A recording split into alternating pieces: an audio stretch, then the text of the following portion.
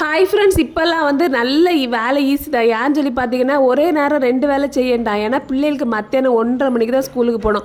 அப்போ காலையில் சாப்பாடை முடிச்சுட்டு ஒரு 11 மணி போல் மத்தியானத்துக்குள்ளே வேலையை தொடங்கினா நிதானமாக வேலை முடிக்கலாம் பார்த்துடுங்க. நான் இன்றைக்கி காலையில் தோசை வந்து இதை சுட்டேன். பிள்ளைகள் மூத்தவி 2 பேரும் சாப்பிட்டாச்சு. இப்போ ஸ்டார் மட்டும் தான் கடைசி என் கையில் மாட்டினா. அதில் அவளுக்கு புல்சை மாதிரி கொடுத்து அதில் தோசை சுட்டு சாப்பிட ரொம்ப பிடிக்கும் பார்த்துடுங்க. அதில் அவளுக்கு அதே மாதிரி தான் சுட்டு கொடுத்து அவள் பாட்டுக்கு இருந்து சாப்பிட்டுட்டு இருந்தா.